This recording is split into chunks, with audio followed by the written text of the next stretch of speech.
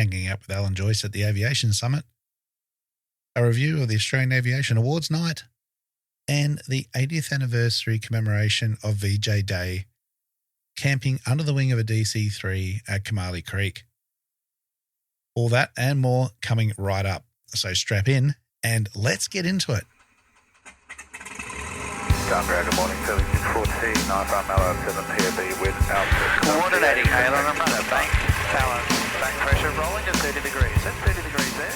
Stand by star 9000, 1013, KFI 25. G'day everyone and welcome to episode 179 of the Flight Training Australia podcast, the podcast all about flight training and flying in Australia and beyond.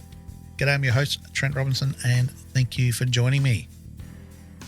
Well, another big week away, and sorry I didn't quite get the episode done last week, but I was extremely tired by the time I got home, and I'll tell you all about it. But yeah, look, a great trip across to Sydney via Brisbane, finally into Sydney. Busy day. Lots going on. Had to pay an extra 15% on my coffee because Brisbane was having a public holiday on a Wednesday, which apparently was the show day or something, I think. So I hope everyone had a good day at the show if you're in Brizzy. And then into Sydney. So yeah, red eyes, never fun. Extremely tired, but my wife and I did some shopping and looking around and just took it easy. Had a bit of a feed. And then the Aviation Summit for 2025 was held, run by Australian Aviation. It was, I went a little bit last year and just had a bit of a look, but this year I attended the whole thing and certainly much better attended, and being the second time that it was run. Yeah, look, I thought it was quite good, quite interesting. A lot of talk about the future of aviation and this, that, and the other, but I do have to say very much focused on the airline industry and the big dogs, trying to get some attention to flight training and the smaller GA sector. We've got a lot of work to do, folks. I made some contacts though, some good networking. Also got to chat with Steph Jury for a little bit. So Steph, if you're listening, great to meet you, mate, and see that you're doing well, and hopefully Steph and I will catch up again sometime soon. But yeah, by the time everything was sort of finished and the topics of discussion was done and the networking and everything else, the final part of the day was Alan Joyce. And say and think what you you want to about the man, but certainly a very good speaker, very interesting presentation. It's about a half-hour chat and keynote that he gave.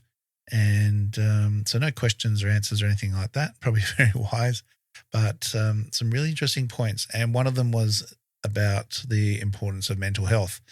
Now, I did post that on my story, and Angela Garvey also shared it on her page.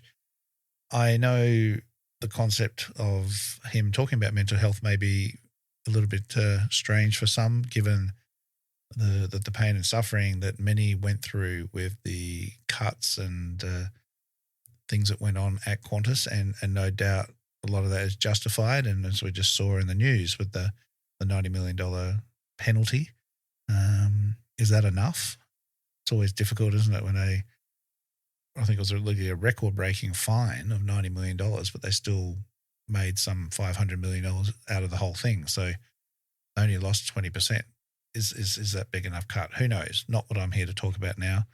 But the most important thing is that it was great to see the importance of mental health being put out in the public sector again, and something that we definitely need to keep talking about.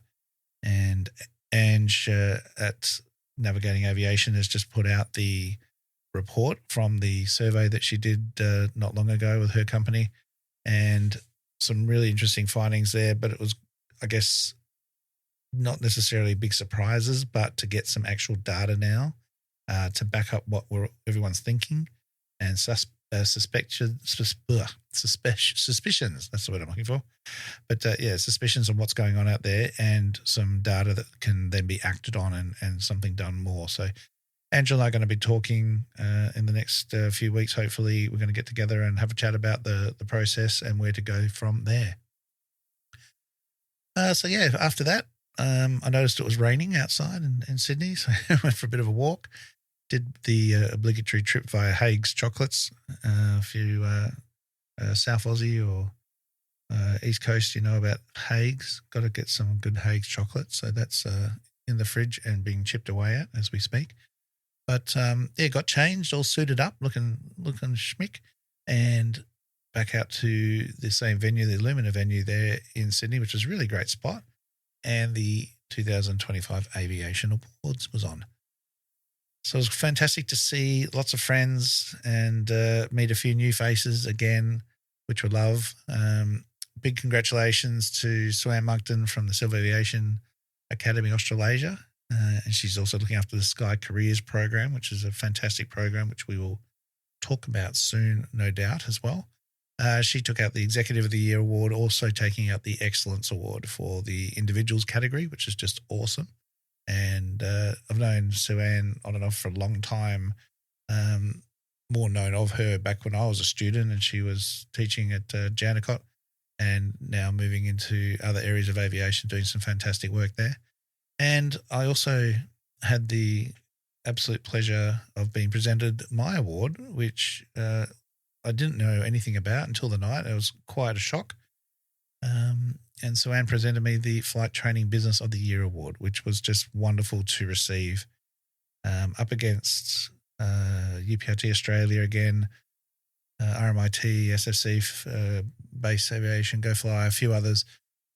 Really honoured and to receive that recognition, but also to try and use it as a bit of a pedestal again to raise awareness on what it is that we need to be doing in the GA sector, in the flight training sector. We need to be doing better in quite a few areas there, and definitely getting some traction on that. I know it gets a bit disheartening talking to some people who you would think would be able to be pivotal in helping with what's going on. But anyway, there are others that will, and they're the ones that I'm going to be focusing on. And I just want to thank everybody for their well wishes and congratulation messages and things. I've read every single one of them, and it really means a lot to me to have your support and encouragement in the projects that we're all working on. Plus just the day-to-day flying. Instruction is so important. We need to attract good quality instructors and make sure that we are putting out the best possible product we are, because ultimately it's everyone's safety that we're talking about. And that's the most important thing for me. Speaking of awards, the CASA Wings Awards are now open again for nomination. You can go to the Australian Flying Magazine website, and there'll be a link. Just Google it and you'll find it there. But there are awards for the Colpay Award, which is the contribution to aviation. We've got the GA Flying Training Organisation of the Year, Aero Club of the Year, Flying Instructor of the Year, and Young Achiever of the Year.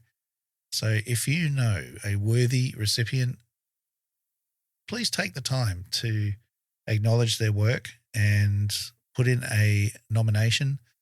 The nomination is basically your criteria of what you want to pass on and say about the individual, and then that's it. There's no voting or anything else. It goes beyond before a judging panel, and we'll find out who are the lucky winners early in the new year.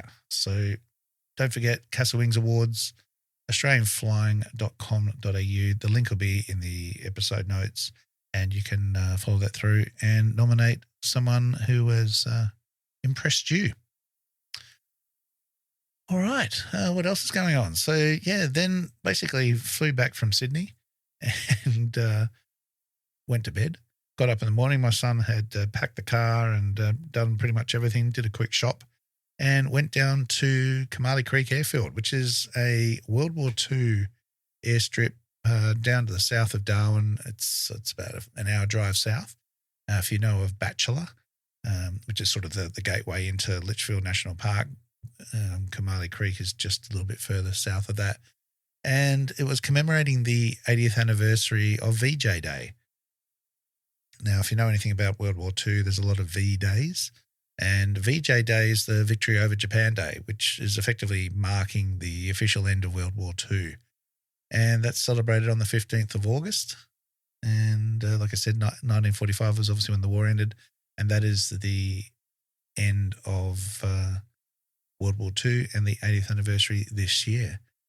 It's the formal signing of the surrender occurred on the 2nd of September, a little bit later on board the USS Missouri in Tokyo Bay. And it's very significant to Australia because, especially Northern Australia up here, it ended nearly 4 years of war in the Pacific where the Australians have been directly threatened by Japanese bombing raids and submarine attacks, especially up here in Darwin. Brought a lot of relief across Darwin since the bombing of Darwin, which happened in February in 1942. And there was consistent bombing, well, not consistent, but there was regular bombing throughout the years afterwards, which a lot of people are not aware of, including down at Coomalie Creek. So where the DC-3 was parked, pretty much on that main apron area, if you have a look at some aerial shots, and again, I'll put some more photos on the Patreon page. So if you remember there, you can head across and check that out. If not, sign up for free, or there's limited access to things, or for paid members, there are 3 tiers of support, which if you're loving the podcast and getting value out of it, if you think about how much you pay for instructors and briefings and textbooks and things, this is a free service, but every little bit helps, and I'm very, very grateful for that everything goes towards just supporting the work I do here. But anyway, Patreon, go check that out. There'll be some aerial shots and things, and you'll see on the ground the caretaker of Coomalie is Richard. He's a fantastic bloke, very, very passionate and just fascinating to listen to. But there's some white cutouts, I guess you could call them, or silhouettes, outlines of the various aircraft that pass through Coomalie Creek and the surrounding airstrips. Like there's abandoned airstrips all the way between Katherine and Darwin up the Stewart Highway. And some of them you can drive into and have a look. You'll see old discarded, rusted drums and barrels,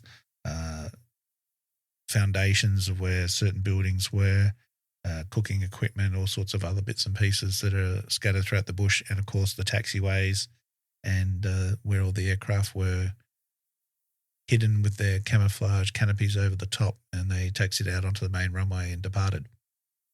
So it was home of the No. 1 Photo Reconnaissance Unit that operated at Coomalie Creek, modified Spitfires, and later Mosquito aircraft.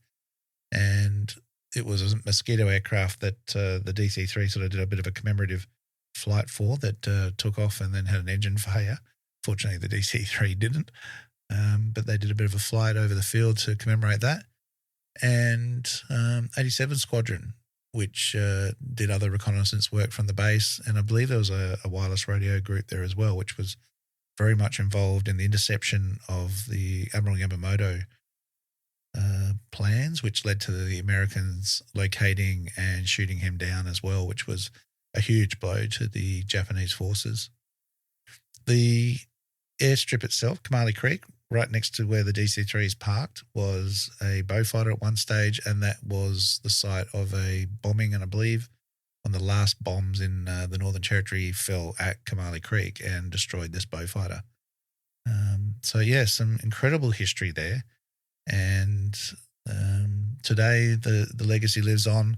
Richard looks after the place, and people come from everywhere to have a look at the airstrip and just the surrounds, and just to listen to Richard's stories. I'm definitely going to try and get him on the podcast at some point, or even better, do a bit of a video podcast, I guess you could call it, down there and interview him and talk about all the bits and pieces and put a piece together. It's going to take a little bit of research and time to get some visuals and things going, but really, really great. So if you're in the area, definitely give him a call and drop in, either fly in or you can drive in there. And there, when we had the anniversary, we were camping on the airstrip. We had the Antonov 2 down there. We had the Harvard, the guys brought the Yak, had the Pitts, and various other aircraft flying in. And it was just fantastic. And I took my son down, Flynn. We camped under the wing, hanging out with a few other guys, Jensen and Callan. G'day, guys. And Simon, we just had a fantastic time watching the airplanes fly. We did a few DC-3 flights, which I participated on, and still just love flying that thing. It's so wonderful, and it's all stickered up now, so you'll see it. The photos that I've been posting got the Goonie Bird Adventures logo on the wing, NT flag, and the aircraft's now formally named Darwin's Sweetheart after Sweetheart the crocodile. And if you don't know about Sweetheart the crocodile, you can look up. We'll just Google it as we do these days. But Sweetheart was a huge 5.1 meter crocodile, which was taken from a creek just west of Coomalie, towards Litchfield there, and was hassling cows and farmers and things. And in the process of capturing, was unfortunately drowned, and wasn't the intention. They were trying to relocate it, but there's a big mock-up version of Sweetie the crocodile at the Darwin Museum down near the Darwin Ski Club there. So that's where the name comes from. So it's a icon of Darwin and something very, very symbolic. Nothing to do with DC-3s as such, but I think it's a pretty cool name. And the aircraft looks really, really great now that's got all the branding on it. And we're just still working towards the 121 approval and everything else. That's all happening, but we'll be all ready for next year. So keep an eye out on that. She'll still be doing the occasional flight here and there. And everyone's just loving seeing the aircraft in the air. And, of course, it sounds just incredible. Speaking of the aircraft itself, like I said, asked you some questions the other week, and I will definitely be covering the DC-3 and the C-47 and all the bits and pieces very, very soon as well on an interview. So please just hang in there, but that is definitely coming. But yeah, otherwise I don't know if you've ever camped under a wing of an aeroplane, but it's just different. And of course the DC-3 is even better, but even the guys from Hardy's, they're all there next to the Tiger Moth and the Harvard, the AN2, and just fantastic. And seeing some of their footage waking up just outside the swag and pointing at the aircraft and the sun rising. There's just something special about it. And it was really wonderful sharing that moment with my son and the other guys. And we just had an absolute ball. And so fly-ins, if you've never done one before, they're not for the oldies, all right? You young folks, get out there, get amongst it. It's a fantastic way to network. It's a fantastic way just to meet other people, to see different aeroplanes and things, and just share in aviation. We need to be doing more of this, making sure that we are spreading the word about aviation and its purpose. It's not just about getting licenses and nicking off to the airlines. This is where you really get to enjoy your license and just have some fun talking to some fellow aviators, getting some photos and videos and all the other wonderful aerosexual things we like to do, watching aeroplanes flying and doing cool things. So definitely look up in your local area. I just had a very quick Google, and as I mentioned the other week, the Tomorrow Flyers Youth and Aviation Day is coming up on the 6th of September. So that one's not too far away. Then there's the William Creek Annual Outback Fly-In. It's September 26th. Parks Airport Fly-In, they've got one at the 27th of March next year. And I'm sure there's others. So again, like I keep saying, if you've got an event or anything that you would like me to mention on the podcast, I'm more than happy to support it and share it online so everybody knows about it. And look, there's the Warbirds in Scone coming up. Other air shows, air displays, all that sort of thing. So definitely look those up. And some of you have asked me about Pitch Black in the past, and the dates for next year for Exercise Pitch Black have not been announced, but have been leaked. And these are unofficial, but I'd say pretty realistic, that the Pitch Black exercise is going to be running on the 17th of July to the 7th of August. And that's next year, obviously, 2026, depending on when you're listening to this podcast. And if you haven't been to Pitch Black, it is just awesome. So aircraft from all over Australia, all over the world, come and participate in this. So again, if you're into photography and seeing just aircraft that are not normally seen, we get the Gripens, the Typhoons, the Eurofighters, all versions of F-15s, F-16s, F-35s, A's and B's, plus all the supporting cargo aircraft, refueling aircraft, and everything in between. It's just great. And then there'll be an open day, which is going to be, usually it's in the week before everything wraps up. So I'd say probably July 20th and Saturday the 1st of August would most likely be the open day.